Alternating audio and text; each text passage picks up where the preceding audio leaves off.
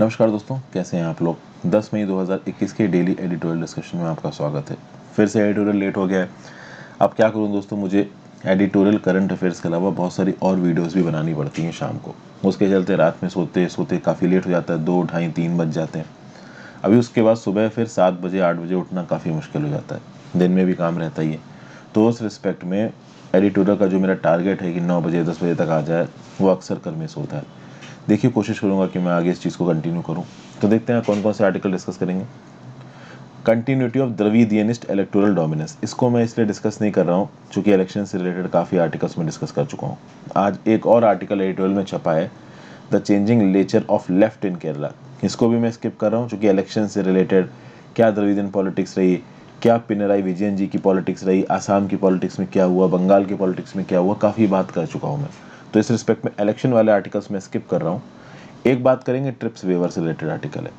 इसको लिखा है प्रभास रंजन साहब ने। इनका ये बोलना है कि ट्रिप्स का वेवर अगर मिल भी जाता है कोविड-19 की वैक्सीन में, तो भी जितना फ़ायदा लग रहा है कि हो जाएगा उतना फ़ायदा होगा नहीं। ट्रिप्स का वेवर मिलने का मतलब ये नहीं है कि कोई मैजिक पिल मिल जाएगी जिससे सारी की सारी परेशानियां एक झटके में सॉल्व हो जाएंगी। ये बात बता रहे हैं यहाँ पे ऑथर। तो इस रिस्पेक्ट में अगर ट्रिप्स का वेवर कोविड-19 की वैक्सीन को मिलता भी है, तो भी क्या क्या प्रॉब्लम्स एग्जिस्ट करेंगी, उस रिस्पेक्ट में यहाँ पे बातचीत करी गई। और प्रभास रंजन साहब यूएस के ऊपर भी आवाज़ उठा रहे हैं कि भले ही यूएस ट्रिप्स वेवर के फेवर में बोल रहा है, but at the back and जब ट्रिप्स वेवर का टेक्स्ट आएगा, अगर मान लीजिए आता है, तो अभी तो खैर नहीं आ रहा, अगर वो टेक्स्ट आएगा तो उस टेक्स्ट में बहुत सारे आप कह सकते हो रिस्ट्रिक्शंस लगाए जाएंगे, और कहीं ना कहीं ये रिस्ट्रिक्शंस फार्मास्यूटिकल कंपनीज के फेवर में ही होंगे। तो क्या बातें बताई जा रही हैं, इसको देखेंगे। नेक्स्ट आर्टिकल है लॉकडाउन गेस। देखिए, बहुत सारे स्टेट्स में लॉकडाउन लग रहा है। कर्नाटका में लॉकडाउन लगा है, तमिलनाडु में लॉकडाउन लगा है, गोवा में लॉकडाउन लगा है, महाराष्ट्र में लॉकडाउन लगा है। और ज़रूरी है भाई, हेल्थ सिस्टम पे प्रेशर है, लोग मर रहे हैं। अभी ऐसे केसेस में आपको लॉकडाउन लगाना ही पड़ेगा। लेकिन इस लॉकडाउन के अंदर क्या करना है क्या नहीं करना है, उस रिस्पेक्ट में यहाँ पे कुछ वैल्यू एडिशंस दिए हुए हैं ऑथर ने। इन वैल्यू एडिशंस को देख लेंगे। फिर बात करते हैं आउटरीच एंड ओवररीच की। यहाँ पे जुडिशरी के ऊपर कुछ इल्ज़ाम लगाए जा रहे हैं। करंट अफेयर्स में 2 दिन पहले मैंने आपको पढ़ाया था कि एक 12 मेंबर की नेशनल टास्क फोर्स बनी है, सुप्रीम कोर्ट ने बनाई है, जो कि इस बात पर डिसीजन लेगी कि कौन से स्टेट के पास कितनी मेडिकल ऑक्सीजन पहुंचनी चाहिए। तो ये जो केंद्र सरकार का नियम है ना कि भाई medical oxygen according to beds in a particular state, इस नियम को तोड़ते हुए अब ये 12 मेंबर की नेशनल टास्क फोर्स अगले 6 महीने के लिए डिसाइड करेगी कि कौन से स्टेट के पास कितनी मेडिकल ऑक्सीजन चाहिए। और यहाँ पे बहुत सी हाई कोर्ट्स क्या कर रही हैं, केंद्र की सरकार को डायरेक्शन दे रही हैं कि हमारी स्टेट को इतने टन ऑक्सीजन प्रोवाइड करो। जैसे कि कर्नाटका की हाई कोर्ट ने केंद्र सरकार से बोला कि कर्नाटका की सरकार को 1200 ton of medical oxygen daily provide करो। तो इसके चलते तुषार मेहता सॉलिसिटर जनरल पहुंच गए सुप्रीम कोर्ट में कि अगर ऐसे हाई कोर्ट अपने अपने स्टेट्स के लिए मांगने लगी तो हम कहाँ से मेडिकल ऑक्सीजन लाएंगे। उस रिस्पेक्ट में सुप्रीम कोर्ट ने यहाँ पे बड़ा पावरफुल स्टैंड लिया है। सुप्रीम कोर्ट और हाई कोर्ट का जो स्टैंड है ना, वो एग्जीक्यूटिव पावर में इंटरफेयर कर रहा है। मेडिकल ऑक्सीजन कौन से स्टेट को कितनी चाहिए, हेल्थ इंफ्रास्ट्रक्चर कौन सा स्टेट को कितना अलॉट करेगा सेंटर, ये एग्जीक्यूटिव डोमेन है। ये बात बिल्कुल सही है, लेकिन जुडिशरी यहाँ पे इंटरवीन कर रही है। उसका रीज़न ये है कि सिचुएशन आउट ऑफ कंट्रोल है, और ऑलरेडी पिछले साल कोरोना की क्राइसिस के दौरान इन कोर्ट्स को काफ़ी गालियाँ पड़ी हैं। तो ये कोर्ट्स इस साल गाली खाने के मूड में नहीं है। तो जब तक ये कोरोना की एक्स्ट्राऑर्डिनरी सिचुएशन चल रही है, ये कोर्ट का इंटरवेंशन ज़रूरी है। इसको जुडिशियल इंटरवेंशन के फॉर्म में नहीं दिखना चाहिए, ये बताया जा रहा है यहाँ पे। तो इस रिस्पेक्ट में उस आर्टिकल को भी देखेंगे। ये एक जर्नलिज्म से रिलेटेड आर्टिकल निकलता है, इसको मैं वैसे भी डिस्कस नहीं करता हूँ। और एक back in the shortage economy, ये पुलाप्रे बालाकृष्ण साहब ने लिखा है। कोरोना के रिस्पेक्ट में यहाँ पे बातचीत करी गई है, और इसको 1960s की फूड क्राइसिस से कंपेयर किया गया है। 1960s में इंडिया के सामने फूड क्राइसिस आई थी। उस फूड क्राइसिस से इंडिया ने कैसे डील किया, और उस रिस्पेक्ट में आज की डेट में जो इंडिया के सामने क्राइसिस है कोरोना की, इन दोनों के बीच का कंपैरिजन, कैसे हम लोग अभी के समय पे पिछली क्राइसिस से ज़्यादा तैयार हैं क्राइसिस को डील करने के लिए, इस रिस्पेक्ट में कुछ बातें कही गई हैं। और रिस्पॉन्सिव पॉलिटिकल लीडरशिप की यहाँ पे बात कही गई है। तो ये 4 आर्टिकल्स मैं आज आपके साथ डिस्कस करने वाला हूँ। 4 के 4 आर्टिकल्स अच्छे हैं। आगे बढ़ने से पहले थोड़ा सा सेल्फ प्रमोशन दोस्तों। तो वीडियो पे लाइक का बटन, अगर अब तक आपने इस वीडियो को शेयर नहीं किया है कर दीजिए। चैनल को शेयर और सब्सक्राइब नहीं किया है कर दीजिए। ज्वाइन बटन दबा के आप हेल्प कर सकते हैं। मेरे चैनल हर्षित द्विवेदी एजुकेशन के प्लेलिस्ट सेक्शन में जाइए। इस प्लेलिस्ट सेक्शन में आपको बहुत सी इंपॉर्टेंट टॉपिक्स की प्लेलिस्ट मिल जाएगी। लक्ष्मीकांत पॉलिटी कंप्लीट हो चुकी है, स्पेक्ट्रम मॉडर्न हिस्ट्री का मोस्ट इंपॉर्टेंट पार्ट कंप्लीट हो चुका है, रमेश सिंह इकोनॉमिक्स बन रही है, सतीश चंद्र मिडियल हिस्ट्री बन रही है, एनसीईआरटी 6 से 12th की किताबें बन रही हैं, काफ़ी बन गई, काफ़ी बाकी। ठीक है, एनवायरमेंट एंड इकोलॉजी की भी सीरीज़ है, ज्योग्राफी की भी एक अलग से सीरीज़ है। हालांकि ज्योग्राफी में बोलूँगा मोस्ट इंपॉर्टेंट है 6 से लेकर 12th तक की। तो अच्छा लगे तो ज्वाइन बटन दबाइए, इंस्टाग्राम पे फॉलो कर लीजिए। अगर आप चाहते हो कि मैं आपके सवालों का जवाब भी शॉर्ट से दूं, तो जो सेंसिबल सवाल हैं वो आप इंस्टाग्राम मैसेज पे भेज सकते हैं। आज भी मैं शॉर्टलिस्ट करूँगा 2-3 सवालों को और उनके सॉल्यूशंस आपके साथ वीडियोस के थ्रू डिस्कस करूँगा। टेलीग्राम ग्रुप ज्वाइन कर लीजिए, वहाँ पे आपको इस पर्टिकुलर लेक्चर की PDF मिल जाएगी, मेरे लेक्चर्स की नोटिफिकेशन मिल जाएगी। तो चलिए शुरू करते हैं। A TRIPS waiver is useful but not a magical pill. The US supported move will have an effect if countries simultaneously address non-IP bottlenecks among other things. क्या बोला जा रहा है? फाइनली जैसा कि हमने कुछ दिन पहले न्यूज़ में सुना है कि यूएस मान गया है और बोला है कि ठीक है भाई, हम एक टेम्पररी वेवर देंगे। किसको? ट्रिप्स एग्रीमेंट को। ट्रिप्स मतलब trade related aspects of intellectual property rights. WTO का ये जो ट्रिप्स एग्रीमेंट है वो दुनिया भर के जो पेटेंट ओनर्स हैं, ठीक है ना, इनोवेटर्स हैं, उनको ये ताकत देता है कि जो चीज़ भी वो इनोवेट करके बना के पेटेंट करेंगे उसको वही कुछ समय तक बना के बेच सकते हैं। लेकिन मेडिसिन के केस में कहीं ना कहीं इन ट्रिप्स के वेवर दिया जा सकता है। मतलब मेडिसिन एक ऐसी चीज़ है कि भाई बीमारी बहुत ज़्यादा फैल रही है, लोग मर रहे हैं, तो मेडिसिन की ज़्यादा अवेलेबिलिटी कराने के लिए आप वेवर दे दो। अक्टूबर 2020 में ही इंडिया साउथ अफ्रीका ने बोला WTO में कि भाई ये वेवर मिलना चाहिए। जो ट्रिप्स एग्रीमेंट का पार्ट 2 है ना, उसका सेक्शन 1, 4, 5 और 7 इसको वेवर दे दो। इसमें कॉपीराइट, इंडस्ट्रियल डिज़ाइन, पेटेंट और अनडिस्क्लोज्ड ट्रेड इन्फॉर्मेशन होती है। तो कोविड-19 के प्रिवेंशन, कंटेनमेंट और ट्रीटमेंट के लिए इंडिया साउथ अफ्रीका ने वेवर मांगा और अब यूनाइटेड स्टेट्स इस वेवर के लिए कहीं ना कहीं तैयार हो गया है। तो आप कह सकते हो कि भाई यूनाइटेड स्टेट्स का ये स्टेप एक बहुत सिग्निफिकेंट स्टेप है। हो सकता है कि यूएस के स्टेप को देखते हुए कनाडा और यूरोपियन यूनियन जैसी कंट्रीज़ का हार्ट चेंज हो जाए, वो भी यहाँ पे आ जाए। लेकिन अब आप देखिए, क्या ये वेवर लीगली पॉसिबल है? बिल्कुल लीगली पॉसिबल है। WTO एग्रीमेंट का जो आर्टिकल 9 है वो ये बोलता है कि ऑब्लिगेशंस को वेव किया जा सकता है इन एक्सेप्शनल सर्कमस्टांसेस, यानी कि अगर सर्कमस्टांसेस बहुत ज़्यादा मुश्किल हैं तो भाई वेवर दिया जा सकता है। किसमें? किसी भी इस तरीके की टेक्नोलॉजी के लिए। और क्या एक्सेप्शनल सर्कमस्टांसेस हैं? बिल्कुल, कोविड-19 का पैंडेमिक इंडिया में रोज 4000 से ज़्यादा लोगों को मार रहा है, तो ऐसे केसेस में एक्सेप्शनल सर्कमस्टांसेस तो हैं और दुनिया में भी लोग मर रहे हैं। प्रॉब्लम ये है कि क्या पॉलिटिकल विल है यहाँ पे रिचर कंट्रीज़ की। इन रिचर कंट्रीज़ की पॉलिटी में बड़ी बड़ी फार्मास्यूटिकल कॉर्पोरेशंस की बहुत चलती है, जाइंट फार्मास्यूटिकल कॉर्पोरेशंस, और इनके प्रॉफिट्स इन्वॉल्व हैं। और आपको पता है कि दुनिया पैसों पे चलती है, ठीक है। तो देश की सरकारें पैसों पे चलती हैं। तो इस केस में जर्मनी जैसी अमीर कंट्रीज़ हैं, UK जैसी अमीर कंट्रीज़ हैं, कनाडा जैसी अमीर कंट्रीज़ हैं, क्या ये फार्मास्यूटिकल वेवर देने को तैयार हैं? क्योंकि इन्होंने अपनी जनता के लिए तो वैक्सीन देखिए खरीद के रख ली है, लेकिन इंडिया की गरीब जनता के लिए क्या ये रिस्पॉन्सिबल फील करेंगे? ऑब्वियस सी बात है, मुश्किल है फील करना। ये बोलेंगे कि भाई इंडिया ने अपनी क्राइसिस खुद बनाई है, अब ये मर रहे हैं इंडिया वाले, तो हम जाके क्यों मदद करें? ये इनका व्यू पॉइंट हो सकता है, ठीक है। हमारी देश की सरकार इलेक्शन में हजारों करोड़ों लाखों खत्म कर रही है, लेकिन जब वैक्सीन खरीदने की बात आती है तो रिस्पॉन्सिबिलिटी स्टेट्स के ऊपर आ जाती है। ये बातें कहीं ना कहीं बाहर के देशों को दिखती है, तो बाहर के देश भी बोलते हैं भाई ये मुसीबत तो तुम्हारी बनाई हुई है, तुम अब हमसे मदद मांग रहे हो, भीख मांग रहे हो, हमारे सामने भीख ही मांग रहा है इंडिया, और क्या कर रहा है। इस रिस्पेक्ट में अगर बात की जाए तो भले ही यूएस का डिसीजन को वेलकम करना चाहिए, लेकिन अब यहाँ पे बात यह है कि अगर वेवर देते हो आप WTO पे कोविड की वैक्सीन को, तो कंट्रीज को अलग अलग प्रकार से नेगोशिएट करना पड़ेगा। और ट्रिप्स के वेवर को नेगोशिएट करना अपने आप में बहुत मुश्किल है।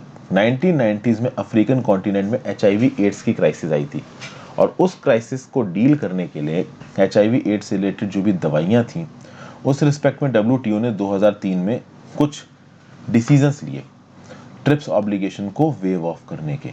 यहाँ पे आप देखोगे कि जो ऑब्लिगेशन है ट्रिप्स के अंडर आर्टिकल 31F, कि भाई ये जो मेडिसिन हैं, एक्सेप्शनल सर्कमस्टांसेस में इन मेडिसिन को कंपलसरी लाइसेंस के अंदर बनाया जा सकता है एक ऐसी कंट्री के डोमेस्टिक मार्केट के लिए जिसके पास मैन्युफैक्चरिंग कैपेबिलिटी नहीं है और वहाँ पे उस बीमारी के चलते हालात बहुत ज़्यादा ख़राब हैं।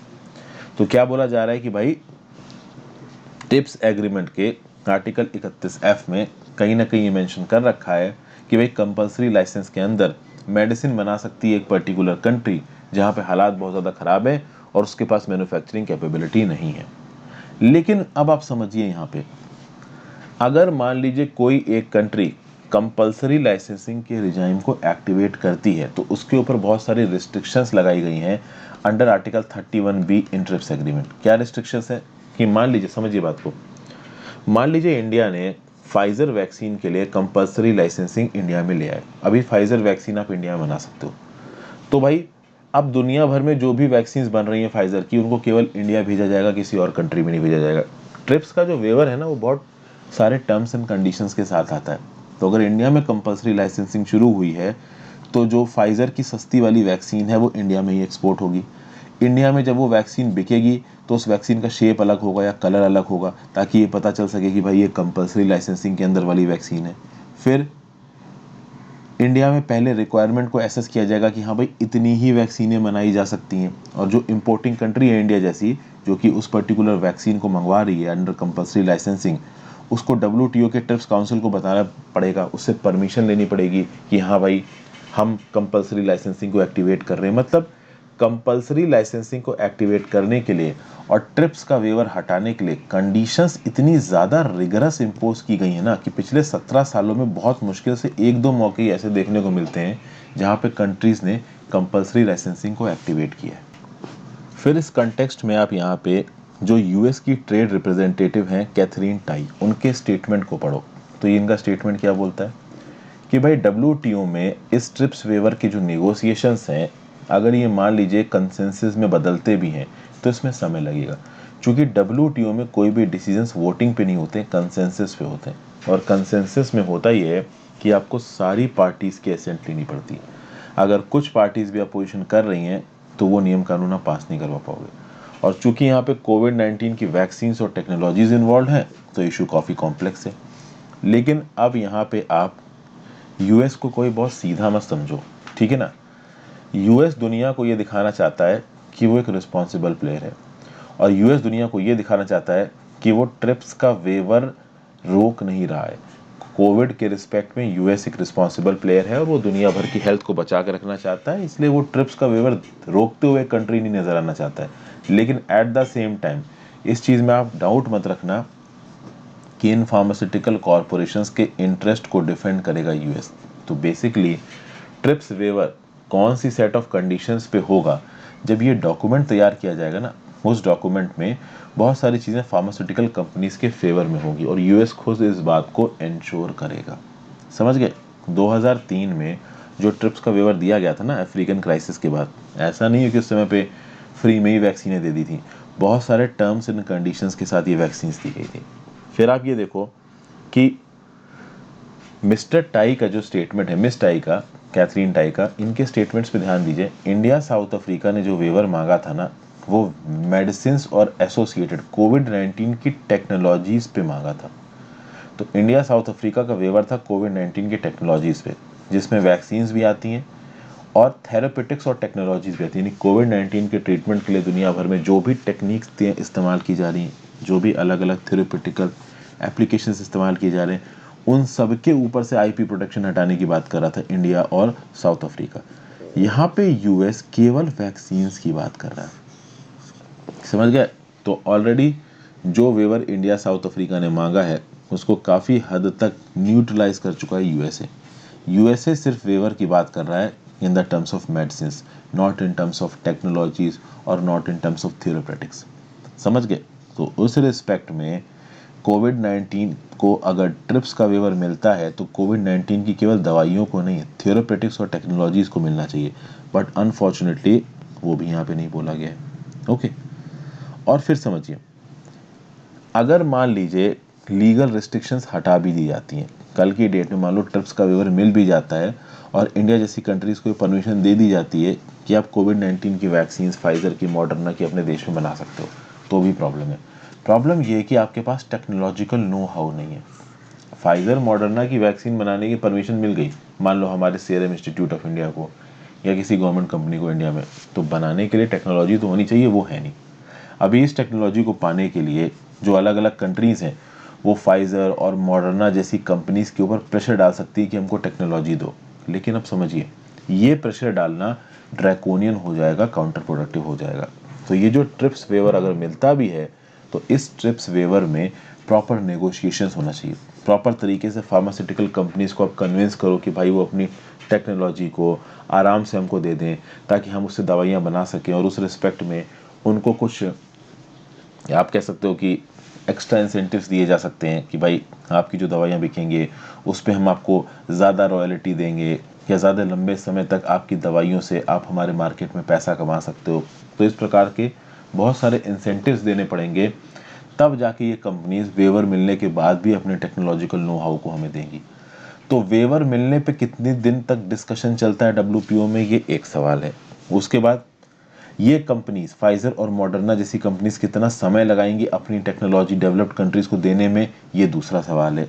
तीसरा सवाल, भाई किस लिमिट तक आप वैक्सीन के दाम को फिक्स कर सकते हो डोमेस्टिक मार्केट में, इंटरनेशनल मार्केट में, ये एक तीसरा सवाल है। तो ऐसे यहाँ पे बहुत से सवाल उठ के आ रहे हैं जिनके ऊपर बातचीत होगी जब इस ट्रिप्स वेवर के एग्रीमेंट पे नेगोशिएशन चलेगा।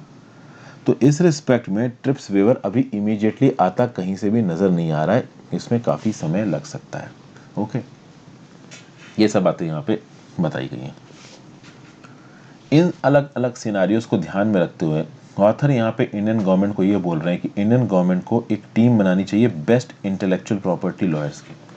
और अगर मान लीजिए कल की डेट में इस ट्रिप्स का वेवर मिलता भी है डब्ल्यूटीओ की तरफ से, तो उस ट्रिप्स के वेवर में क्या क्या टर्म्स एंड कंडीशंस होंगे, लीगल लूप होल्स होंगे, इस चीज़ को आइडेंटिफाई करने के लिए best IP intellectual property lawyers को यहाँ पे हायर करना चाहिए, ताकि जैसे ही ये वेवर मिले वैसे ही इंडिया इन टेक्नोलॉजीज़ को लीगल मदद से ला के वैक्सीन को तेज़ी से बना सके। क्योंकि यहाँ पे जो सिचुएशन है ना, वो सिचुएशन बहुत आप कह सकते हैं अर्जेंट है, लोग मर रहे हैं। तो इस पूरे आर्टिकल को सुनने के बाद आपको ये तो पता चल गया होगा कि ये जो ट्रिप्स वेवर है ना, ये कोई मैजिक पिल नहीं है। ऐसा नहीं है कि कोई जादू है कि एकदम से ट्रिप्स वेवर आएगा और सारी परेशानियां अपने आप सॉल्व हो जाएंगी। ट्रिप्स वेवर आने के बाद भी इन टेक्नोलॉजीज़ को अपने देश तक लेके आना, वैक्सीन बनाना, कितनी वैक्सीन बनाना, कैसे मार्केट में भेजना, कितने दाम पे मार्केट में भेजना, उसका कितना % प्रॉफिट उस पेरेंट कंपनी को देना, ये अपने आप में बहुत बड़े सवाल हैं जिनको over the course of time answer देना पड़ेगा। नेक्स्ट आर्टिकल पे चलते हैं। Lockdown gains, shutdown, state shutdowns are inevitable but they must be used to augment the health system. क्या क्या बातें यहाँ पे बताई जा रही हैं, देखिए बहुत सारे स्टेट्स लॉकडाउन लगा रहे हैं और ये इनएविटेबल था। इनएविटेबल मतलब ये होना ही था। बहुत सारे स्टेट्स में फोर्टनाइट 14 दिनों का लॉकडाउन लग गया है। ओके, मिड मार्च के बाद से कोविड-19 के केसेस के हालात इंडिया में क्या है आपको पता ही है। Sweeping infection, severe disease, staggering death rates, ये सब कहीं ना कहीं लॉकडाउन को एक इम्पॉर्टेंट मेजर बनाते हैं। और अब लॉकडाउन इंडिया में लग सकता है क्योंकि इंडिया अब इल प्रिपेयर्ड नहीं है। 25 मार्च 2020 के लगभग जब लॉकडाउन लगा था पिछले साल, तब इंडिया इल प्रिपेयर्ड था, हम लोग तैयार नहीं थे लॉकडाउन के लिए। लेकिन इस समय हम लोग लॉकडाउन के लिए तैयार हैं। और कहीं ना कहीं लॉकडाउन की पब्लिक एक्सेप्टेंस भी है। जो जनता है वो इस बात को जानती है कि ये जो थ्रेट टू लाइफ है कितना खतरनाक है, ये म्यूटेटिंग वायरस कितना खतरनाक है। अर्ली फरवरी 2021 में डेली 9000 केसेस आ रहे थे और मई तक आते आते 4 लाख केसेस दिन में आ रहे हैं। अब इसकी बहुत बड़ी वजह रॉन्ग मैसेजिंग है, मैसिव पॉलिटिकल रैलीज हुई, लार्ज रिलीजियस इवेंट्स हुए, भी ऑथर बता रहा है। एक्चुअली में अभी भी साइंटिफिक कम्युनिटी इस बात के ऊपर शोध कर रही है और क्लियर नहीं है कि ये जो इतने ज़्यादा केसेस फैल रहे हैं ये एग्जैक्टली किस वजह से फैल रहे हैं। लोगों ने सोशल डिस्टेंसिंग नहीं की इस वजह से फैल रहे हैं, या ये जो म्यूटेंट आया है वायरस का ये बड़ा खतरनाक है। हालांकि एक चीज़ तो बिल्कुल क्लियर है कि बड़ी बड़ी पॉलिटिकल रैलीज, कुंभ मेला जैसे इवेंट्स ये सुपर स्प्रेडर की तरह बन के आए हैं और कहीं ना कहीं इन्होंने इन्फेक्शन को फैलाया है। क्योंकि इन इवेंट्स में भीड़ इतनी ज़्यादा होती है ना कि आप इन्फेक्शंस को मतलब रोक ही नहीं सकते। उसके बाद अगर आप देखो तो अभी के लिए काफ़ी मेजर्स फेल हो रहे हैं इन्फेक्शन को रोकने के। तो क्रूड पुलिसिंग रिक्वायर्ड नहीं है। क्रूड पुलिसिंग मतलब कि पुलिस डंडा लेके ग्राउंड पे घूम रही है और सबको मार रही है जो भी बाहर दिख रहा है, ये सही नहीं है। पब्लिक हेल्थ रिसर्च यहाँ पे होनी चाहिए। 2020 से ज़्यादा इस साल ये क्लियर है और WHO ने भी इस बात को एक्सप्लेन किया है कि रेस्पिरेटरी ड्रॉपलेट्स के थ्रू SARS-CoV-2 फैल सकता है। ठीक है ना। वो एरोसॉल्स जो तब प्रोड्यूस होते हैं जब एक पर्सन कफ करता है, स्नीज करता है, स्पीक करता है, सिंग करता है, ब्रीथ करता है। तो मान लीजिए कोई एक पर्टिकुलर पर्सन है ए, वो किसी एक लोकेलिटी में चल रहा है, उसने मास्क ठीक से नहीं पहन रखा है, वो बोलेगा भी अगर तो हो सकता है उसके मुंह से ड्रॉपलेट्स बाहर निकलते हैं, सबके निकलते हैं। अब ये एरोसॉल्स आपके हवा में फ्लोट करते रहते हैं। अभी जहाँ पे एरोसॉल फ्लोट कर रहे हैं वहीं पे कोई दूसरा आदमी वहाँ से निकलता है और वो एरोसॉल्स उसके नाक में घुस जाते हैं, उस दूसरे आदमी ने मास्क नहीं पहना है तो दूसरा आदमी इन्फेक्ट हो सकता है। मतलब air to air, airborne transmission बोल सकते हो आप इसको। तो इस रिस्पेक्ट में अगर आपको कोरोना हुआ है तो भी मास्क पहने। मतलब अगर आपको कोरोना हो गया तो ये मत सोचिए कि मुझे हो गया है तो अब क्या फ़र्क पड़ता है। भाई दूसरों की भी ध्यान रखिए। आप एक ऐसे नागरिक हैं जिसको अपनी रिस्पॉन्सिबिलिटी निभानी है सोसाइटी में। आपको कोई परेशानी हो गई तो दूसरे को हो जाए, ये एटीट्यूड सही नहीं है। तो जिसको हो गया है वो भी मास्क पहने, जिसको नहीं हुआ है वो भी मास्क पहने। कभी कभी हम लोग क्या करते हैं कि सड़क पे चलते हुए जब दूर दूर तक कोई नहीं दिखता है ना तो हम अपना मास्क नीचे उतार देते हैं। ऐसा लगता है कि हमें सांस नहीं आ रही, लेकिन उसमें भी आपको हो सकता है, क्योंकि हो सकता है कि उस जगह की हवा में एरोसॉल्स तैर रहे हो और वो आपको वायरस कर देंगे। ठीक है ना, तो समझिएगा। उसके आगे क्या बताया गया कि भाई कंटेमिनेटेड सर्फेसेस के साथ कांटेक्ट होना ये एक नया रिस्क है। अच्छे मास्क आपको पहनने हैं, सोशल डिस्टेंसिंग करनी ही करनी है, ऐसी रिस्क की गैदरिंग्स में मत जाएं। तो restaurant, mall, religious sites, auditorium, public transport, इसको देखिए अभी अवॉइड ही करिए। अब जो लोग एसेंशियल सर्विसेज में हैं उनको पब्लिक ट्रांसपोर्ट में जाना ही पड़ेगा। हर कोई कार बाइक अफोर्ड नहीं कर सकता, ये भी एक सोचने वाली बात है इंडिया के अंदर। ओके, अब देखिए यहाँ पे कुछ एक्टिविटीज़ चालू रखी गई हैं और उनको चालू रखना ज़रूरी भी है, क्योंकि अगर आप कंप्लीट लॉकडाउन कर दोगे तो सबसे ज़्यादा मरेगा जो सबसे गरीब आदमी होगा, क्योंकि वो काम नहीं करेगा तो दिन का कमाने का पैसा कहाँ से लाएगा। इस रिस्पेक्ट में तमिलनाडु जैसी सरकार ने 4,000 रुपये का रिलीफ अनाउंस किया कोविड-19 के लिए लॉकडाउन के दौरान। ये एक अच्छी बात है। तो बिग गैदरिंग्स नहीं करनी है, राशन शॉप पे, डोर स्टेप डिस्पेंसर्स में ई पेमेंट करो। कहने का मतलब ये है कि भाई अगर जोमेटो से कुछ मंगा रहे हो तो वो आपके दरवाजे के बाहर छोड़ गया। ई पेमेंट, तो भाई आपने जोमेटो से ई पेमेंट कर दिया, उसको कैश मत दो। इस प्रकार की चीज़ें आप रखो तो क्या होगा कि कहीं ना कहीं वायरस फैलने का डर थोड़ा कम होगा। ओके, अब आ जाते हैं मेडिकल कम्युनिटी पे। मेडिकल कम्युनिटी कोरोना के चलते एग्जॉस्ट हो चुकी है। देश में इस समय पे 37 लाख एक्टिव कोविड-19 केसेस हैं और मेडिकल ऑक्सीजन और ड्रग्स की सीवियर शॉर्टेज है। किसी को लंग इन्फेक्शन हो गया तो उसको इमीडिएट बेसिस पे हॉस्पिटल बेड चाहिए, ऑक्सीजन सिलेंडर चाहिए।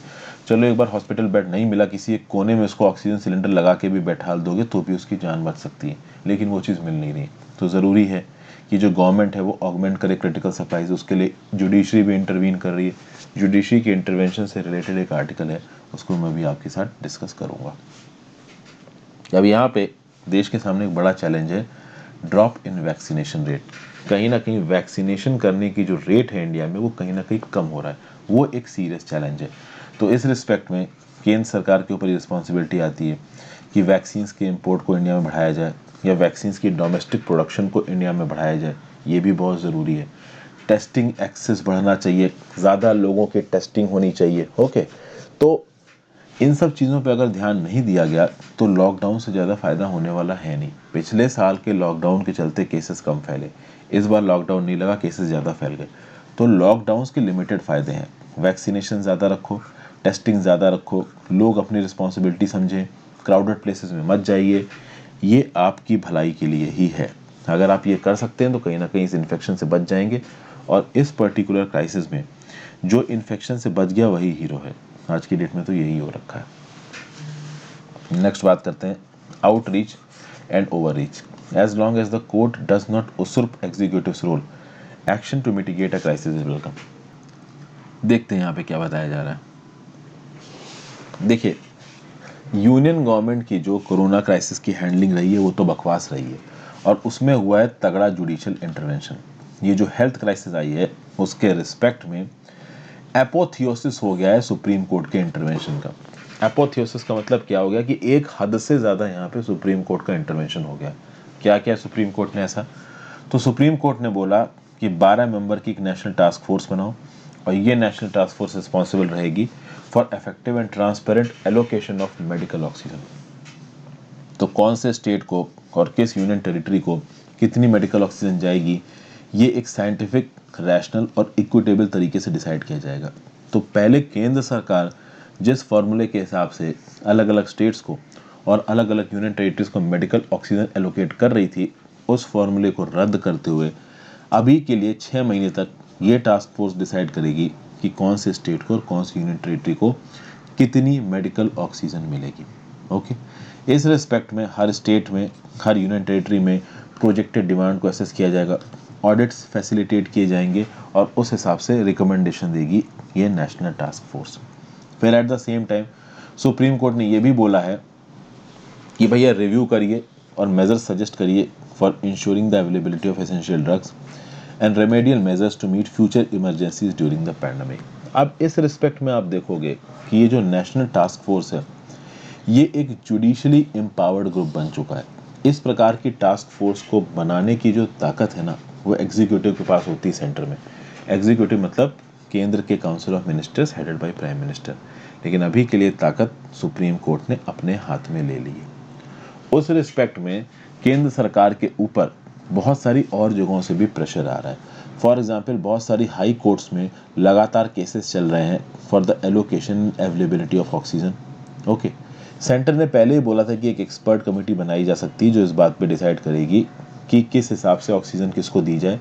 तो पब्लिक और प्राइवेट हेल्थ केयर इंस्टीट्यूशंस के रिप्रेजेंटेटिव इस कमेटी में आ सकते हैं और वो डिसाइड कर सकते हैं कि किसको कितनी ऑक्सीजन देनी है। तो जब सुप्रीम कोर्ट ने ये नेशनल टास्क फोर्स बनाई ना, केंद्र सरकार ने ज़्यादा रेजिस्टेंस नहीं दिखाया, क्योंकि केंद्र सरकार इस समय पे इतने प्रेशर में है ना, केंद्र सरकार को इस समय पे इतनी गालियां पड़ रही है ना कि भाई नेशनल टास्क फोर्स बना रहे हो तो बना लो भाई, हम कुछ नहीं बोल रहे। इस हद तक इस समय पे केंद्र सरकार की हालत खराब है, तो वो चुप ही हैं और चुप रहना भी चाहिए, क्योंकि कहीं ना कहीं उनकी गलती भी है। अब रिस्पेक्ट में पिछले हफ्ते क्या हुआ कि कर्नाटका की हाई कोर्ट ने केंद्र सरकार को बोला कि भाई कर्नाटका की सरकार को 1200 टन ऑफ मेडिकल ऑक्सीजन रोज प्रोवाइड करो। जब सेंटर के पास ये इंस्ट्रक्शन गया कर्नाटका की हाई कोर्ट का, तो सेंटर के बिहाफ पे जो सॉलिसिटर जनरल थे तुषार मेहता, वो दौड़ते हुए पहुंचे सुप्रीम कोर्ट के पास और सुप्रीम कोर्ट को जाके उन्होंने बोला कि भाई देखिए, अगर हर हाई कोर्ट अपने अपने हिसाब से मेडिकल ऑक्सीजन मांगने लगेगी तो हम कहाँ से देंगे। हमारे पास तो मेडिकल ऑक्सीजन लिमिटेड है ना, और हमको इक्विटेबल एक्सेस करना है। यहाँ पे देखिए केंद्र सरकार का पॉइंट सही था। केंद्र सरकार के पास अगर मेडिकल ऑक्सीजन एक्स्ट्रा पड़ी हो तो वो दे भी दे, उनके पास मेडिकल ऑक्सीजन एक्स्ट्रा पड़ी नहीं है, वो उसका इंतजाम करने की कोशिश कर रहे हैं। इन द मीन टाइम अगर हाई कोर्ट्स इस प्रकार से इंस्ट्रक्शन देने लगेगी तो हम कहाँ से मेडिकल ऑक्सीजन लाएंगे, ये सवाल केंद्र सरकार ने सुप्रीम कोर्ट से पूछा। सुप्रीम कोर्ट ने इस ऑर्डर को डिक्लाइन करने से मना कर दिया। सुप्रीम कोर्ट ने सीधे सीधे सेंट्रल गवर्नमेंट को बोला कि तुम्हारे पास मार्च 2020 से समय था मेडिकल ऑक्सीजन इकट्ठा करने का, तुम क्या कर रहे थे। तो यहाँ पे गलती किसकी ठहराई है सुप्रीम कोर्ट ने? सेंट्रल गवर्नमेंट के। सुप्रीम कोर्ट ने बोला है कि ये जो कर्नाटका की हाई कोर्ट और बाकी हाई कोर्ट तुमसे जो करने को बोल रही है ना, वो सही करने को बोल रही हैं और ये करो। तो इस रिस्पेक्ट में यहाँ पे अलग अलग हाई कोर्ट का और अलग अलग सुप्रीम कोर्ट का ज़बरदस्त पैंडमिक रिस्पॉन्स जा रहा है, चाहे बेड्स की अवेलेबिलिटी की बात हो, चाहे ऑक्सीजन की अवेलेबिलिटी की बात हो। और इस रिस्पेक्ट में एक तबका ये बोल रहा है कि भाई जुडिशरी इंक्रोच कर रही है एग्जीक्यूटिव डोमेन के अंदर। कुछ हद तक तो देखिए ये बात सही है कि किस स्टेट को कितना एलोकेशन होना है मेडिकल ऑक्सीजन का, हेल्थ रिसोर्सेज का, ये एग्जीक्यूटिव ताकत है, ये सेंट्रल के कैबिनेट डिसाइड करता है हेडेड बाय प्राइम मिनिस्टर। लेकिन यहाँ पे जुडिशरी अब इस डोमेन में घुस रही है। उसकी वजह ये है कि जो कंडीशन इस समय पे चल रही है वो फ्राइटनिंग लेवल पे है। डेली इन्फेक्शन नंबर्स की बात कर लो, डेथ टोल की बात कर लो, ये फ्राइटनिंग लेवल से पहुंच चुका है। और इस रिस्पेक्ट में जो कॉन्स्टिट्यूशनल कोर्ट्स हैं, दे आर फीलिंग ऑब्लाइज्ड कि भाई वो खुद के ऊपर लेके लोगों की लाइफ और हेल्थ को यहाँ पे बचाएं। इस रिस्पेक्ट में, इस कंटेक्स्ट में एक बात याद की जा सकती है कि लास्ट ईयर जब कोरोना वायरस फैला था और सुप्रीम कोर्ट ने लेट इंटरवेन किया था, तो सुप्रीम कोर्ट को भी काफ़ी गालियाँ पड़ी थी। तो सुप्रीम कोर्ट अपनी उस रिस्पॉन्सिबिलिटी को यहाँ नहीं भूलना चाहता। अब इस रिस्पेक्ट में जस्टिस डी.वाई. चंद्रचूड़, जो कि सुप्रीम कोर्ट के जज हैं, जब वो नेशनल टास्क फोर्स बना रहे थे, उन्होंने स्यू मोटो प्रोसीडिंग्स की हियरिंग के दौरान ये बोला कि हमें ये पता है कि ये एग्जीक्यूटिव का रोल है और हम यहाँ पे इंटरवीन कर रहे हैं, लेकिन हम यहाँ पे एग्जीक्यूटिव की ताकत को उसुर्प नहीं कर रहे हैं। हम यहाँ पे बस एक डायलॉग को फैसिलिटेट कर रहे हैं बिटवीन स्टेक होल्डर्स। अभी स्टेक होल्डर यहाँ कौन है? तो भाई राज्य की सरकारें हैं, केंद्र की सरकार है, एडमिनिस्ट्रेशन, और साथ साथ वो लोग हैं जो कहीं ना कहीं हॉस्पिटल्स में एडमिट हैं, अपनी जान के लिए लड़ रहे हैं। तो इस रिस्पेक्ट में डी.वाई. चंद्रचूड़ साहब ने पहले इस बात को क्लियर कर दिया है कि we are not interfering into executive domain, हम बस फैसिलिटेट कर रहे हैं चीज़ों को। और मैं इस रिस्पेक्ट में आपको ये बता दूं कि सिचुएशन इतनी ज़्यादा अर्जेंट है की फैसिलिटेशन ज़रूरी भी है। तो जब खुद सुप्रीम कोर्ट के जज की तरफ से ये स्टेटमेंट आ गया है तो इसको जुडिशियल ओवररीच नहीं समझना चाहिए, क्योंकि अगर सरकार फेल हुई है तो किसी ना किसी को तो यहाँ पे एक्ट करना पड़ेगा। बेटर ये रहेगा कि सरकार काम करे और काम के बेसिस पे इस क्राइसिस को ख़त्म करे, ना कि ये बोले कि भाई जुडिशियल ओवररीच हो रहा है। बात करते हैं back in the shortage economy. India has recovered from extremely trying crisis in the past with sincere and competent leadership. क्या बताया जा रहा है देखते हैं यहाँ पे। आप देखिए कि देश में हर जगह शॉर्टेजेस देखने को मिल रही हैं। भाई जो भी चीज़ें कोविड-19 के पेशेंट्स को सॉल्व करने की चाहिए अवेलेबल नहीं है। हॉस्पिटल बेड्स नहीं है, ड्रग नहीं है, वेंटिलेटर्स नहीं है, ऑक्सीजन की कमी है। उस रिस्पेक्ट में दुनिया भर से मदद आई है। यूएस ने मदद का ऑफर किया है, यूके ने किया, यूरोपियन ने किया, चाइना ने किया, इवन पाकिस्तान जैसी कंट्रीज ने भी किया है ऑफर। हालांकि चाइना और पाकिस्तान की तरफ से जो ऑफर आया है वो लिप सर्विस है, वो एक्चुअली में ऑफर नहीं है, वो बस फॉर्मेलिटी उन्होंने कर दी कि हाँ भाई तुमको मदद देते हैं। तो इंडिया उनसे मदद लेगा तो इंडिया ह्यूमिलिएट होगा। तो इस रिस्पेक्ट में भी यहाँ पॉलिटिक्स चलती रहती है। अब इंडिया यहाँ पे फिर से ग्लोबल अटेंशन में, और इस प्रकार के ग्लोबल अटेंशन में इंडिया मिड 1960s में आया था। मिड 1960s में लगातार 2 साल बड़ा भयंकर सूखा पड़ा था और इंडिया में शॉर्टेज पड़ गई थी फूड की। उस समय पे इंडिया ने यूएस से मदद मांगी थी और यूएस से मदद आई भी थी, लेकिन वो ओपन हार्टेड मदद नहीं थी। क्योंकि देखिए उस समय पे दो आइडियोलॉजिकल पोल्स थे दुनिया में, एक था कैपिटलिज्म, एक था सोशलिज्म। सोशलिज्म का बाप था यूएसएसआर और कैपिटलिज्म का बाप था यूएसए। अभी इस दो आइडियोलॉजीज में इंडिया कहीं सेट नहीं बैठ रहा था। इंडिया थर्ड वर्ल्ड का पार्ट बन के बैठा हुआ था। तो उस रिस्पेक्ट में यूएस के खेमे में था नहीं इंडिया, इसलिए यूएस ज़्यादा मदद करने की मूड में नहीं था। बट फिर भी यूएस ने मदद भेजी और उस समय के प्रेसिडेंट लिंडन जॉनसन ने बोला send food India by should load, मतलब इंडिया के पास फूड भेजो ताकि इंडिया थोड़ा कंट्रोल में रहे, थोड़ी हमारी बात सुने। तो इस रिस्पेक्ट में आप देखोगे कि वो जो हिस्ट्री का पार्ट था हमारी, वो बड़ा गंदा पार्ट था। काफ़ी ह्यूमिलिएट होना पड़ता था, काफ़ी इंडिया को कहीं ना कहीं दुनिया भर में बहुत घृणित निगाहों से देखा गया कि ये तो भाई अपनी जनता को खाना ही नहीं खिला पा रहे। लेकिन उस समय की हमारी लीडरशिप ज़बरदस्त थी। प्रधानमंत्री लाल बहादुर शास्त्री, बाद में इंदिरा गांधी और उनके कैबिनेट कॉलीग्स ने साइंटिफिक कम्युनिटी को मोबिलाइज किया, ब्यूरोक्रेटिक कम्युनिटीज़ को मोबिलाइज किया, और हमारी साइंटिफिक कम्युनिटी भाई लीप्स एंड बाउंड्स में आगे आई और क्वांटम लीप हुआ फूड प्रोडक्शन में। किसके दम पे? ग्रीन रेवोल्यूशन के दम पे। किसी ने नहीं सोचा कि इंडिया जैसी कंट्री जहाँ पे लोग भूखे मर रहे हैं, वो ग्रीन रेवोल्यूशन के बाद इस लेवल तक फूड पैदा करेगी कि अपनी जनता को तो खिला ही लेगी, एक्स्ट्रा रिजर्व्स बहुत सारे होंगे।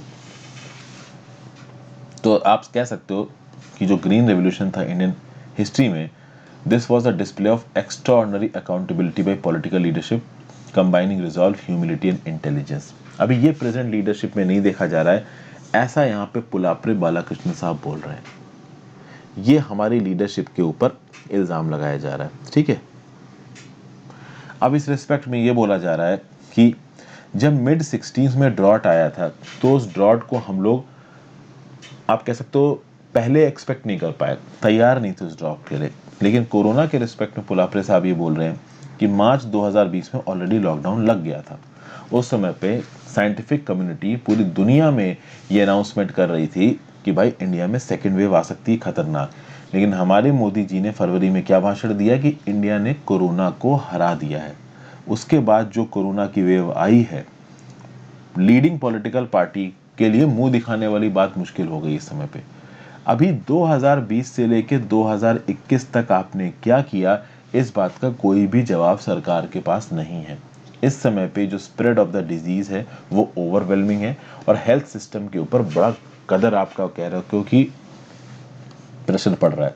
तो ऐसे केसेस में अगर लॉकडाउन लगाते हो तो कुछ हद तक तो मेडिकल कम्युनिटी के ऊपर से प्रेशर घटेगा, क्योंकि लॉकडाउन के चलते देखिए कुछ केसेस तो कम होंगे ही होंगे। और इस समय पे केसेस इतने ज़्यादा आ रहे हैं कि थोड़ी रिलीफ भी मिल जाए ना तो वो एक बड़ी रिलीफ की तरह नज़र आएगी। इस रिस्पेक्ट में अगर हम ग्रीन रेवोल्यूशन से कोई लेसन लें तो जब इंडिया ग्रीन रेवोल्यूशन से पहले जो फूड क्राइसिस आई थी, इतने एक्सट्रीमली ट्राइंग क्राइसिस से बाहर आ सकता है, तो उस रिस्पेक्ट में अगर सिंसियर और कॉम्पिटेंट लीडरशिप हो तो प्रेजेंट क्राइसिस के बाहर भी निकला जा सकता है। यानी कुल मिला के अभी के लिए इल्ज़ाम यहाँ किस पे लगाया जा रहा है? हमारी लीडरशिप के ऊपर लगाया जा रहा है। हमारी लीडरशिप को यहाँ पे कॉम्पिटेंट नहीं बोला जा रहा है। फिर यहाँ पे कंपैरिजन किया गया है। 1960s में जो हमारे पास टास्क था वो ज़्यादा मुश्किल था, लेकिन आज की डेट में जो टास्क है वो आसान है। क्यों आसान है? क्योंकि इंडिया मिड 60s का इंडिया नहीं है। हमारे पास इंडस्ट्रियल मसल है, हमारे पास मैन्युफैक्चरिंग कैपेसिटी है, हम हॉस्पिटल बेड्स बना सकते हैं, वेंटिलेटर्स बना सकते हैं, ऑक्सीजन सप्लाई को बढ़ा सकते हैं। इस चीज़ की कैपेबिलिटी खुद हमारे पास है। और आप देखोगे कि हमारे देश के बहुत से स्टेट्स में सरप्लस ऑफ ऑक्सीजन है। कुछ दिन पहले मैंने एक वीडियो बना के आपको बताया भी था कि इंडिया में लॉजिस्टिक प्रॉब्लम्स की वजह से ऑक्सीजन सप्लाई की कमी हो रही है। एक्चुअली में इंडिया का जो टोटल ऑक्सीजन सप्लाई है वो रिक्वायरमेंट से ज़्यादा ही है, लेकिन चूंकि लॉजिस्टिकल नेटवर्क डेवलप नहीं है तो कुछ जगहों पे कमी देखने को मिल रही है, और जब तक वहाँ पे ऑक्सीजन पहुँच रही है तब तक वहाँ पे अच्छा खासा जान माल का नुकसान हो जा रहा है।